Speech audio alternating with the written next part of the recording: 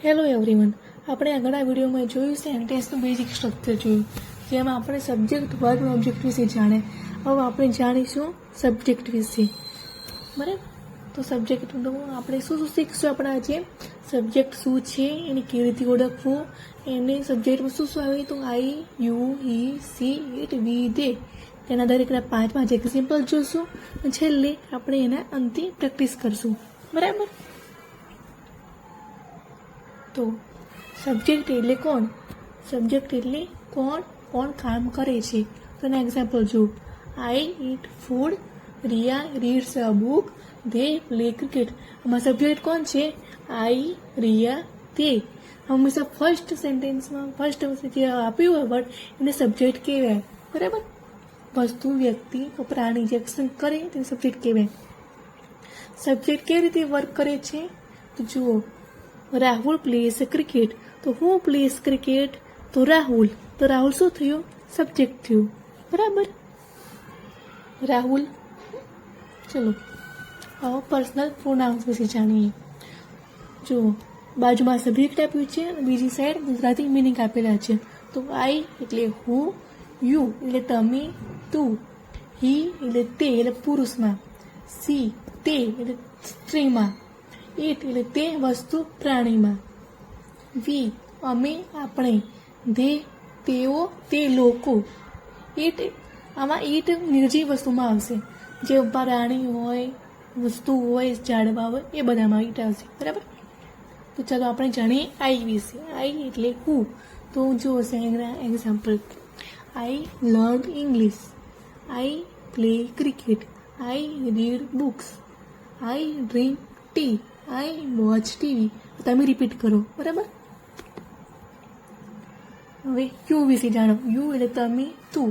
તો એક્ઝામ્પલ જુઓ, you speak English, you play cricket, you read books, you watch TV, you learn quickly. બરાબર? તમે આમાં sentence repeat કરજો પોઝ કરી વિડીયો. ઓકે, ચલો હવે જાણીએ હી વિશે. એટલે તે પુરુષ. હી place cricket, he reads a book, he drinks tea, he works in a company, he learns English. બરાબર? he એટલે મેલ પર્સનમાં આવશે, જેમ કે રાહુલ, અમિત, માય બ્રધર એ બધા પુરુષોમાં ગણાશે. હવે સી વિશે જાણીએ. સી એટલે સ્ત્રીમાં આવશે. C place badminton, C reads a book, C drinks T, C works in a company, C learn English. બરાબર? તમે પણ આ સેન્ટેન્સ તમારા રિપીટ કરજો બોલવામાં. ઇટ જો આઈ વસ્તુ પ્રાણી, તો it is a book, it is a table, it is a dog, it is a very small, it looks beautiful. આ બધા બેઝિક યુઝ થયા. બરાબર? ચલો હવે વી વિશે જાણીએ. વી એટલે અમે, આપણે. We learn English, we play cricket, we watch movies, we study together, we work hard. બરાબર? વર્ક હાર્ડ કરશો તો આપણને આવડશે ને બધું. Work hard. બરાબર? ધે એટલે તેઓ, તે લોકો. તે play cricket, they learn English, they watch movies, they work together, they live in Gujarat. બરાબર? હું જે વાક્યો બતાવું છું એ તમે પણ રિપીટ કરવાના છે. ઓકે, ચલો હવે રિવિઝન કરીએ. આઈ એટલે હું, યુ એટલે તમે, હી એટલે પુરુષ, સી એટલે સ્ત્રી, ઇટ એટલે વસ્તુ કે પ્રાણી, વી એટલે અમે, આપણે, ધે એટલે તેવું. બરાબર? એના ગુજરાતી મિનિંગ આપેલા છે. ચલો ઓડિયન્સ પ્રેક્ટિસ. તમારું કોણ બોલવાનું છે? I learn English. પહેલા સેન્ટેન્સ મેં જવાબ આપી દીધો જ છે ઓલરેડી. ઓકે, પણ તમે લોકો બીજા આપીશ એ તમારે જલ્દી લખવાના છે. Okay, I learn English. તમે લોકો ઇંગ્લિશ ભણી રહ્યા છો. તો પ્લે ક્રિકેટ, તો શું હશે? હી પ્લેસ ક્રિકેટ. બરાબર?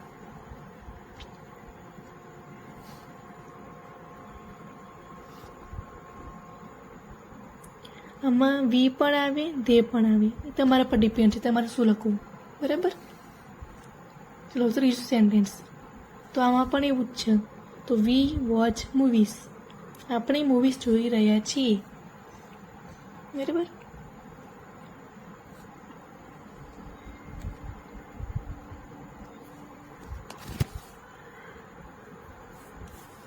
હવે હોમવર્ક. Translate into English. તો હું ઇંગ્લિશ શીખું છું. તે ક્રિકેટ રમે છે. તે પુસ્તક વાંચે છે. અમે સાથે કામ કરીએ છીએ. તેઓ ટીવી જોઈએ છે. આ મને તમે કમેન્ટમાં બતાવજો આનું ઇંગ્લિશમાં શું થાય. બરાબર. હવે આપણે આગળના વિડીયોમાં જોઈશું વર્બ વિશે.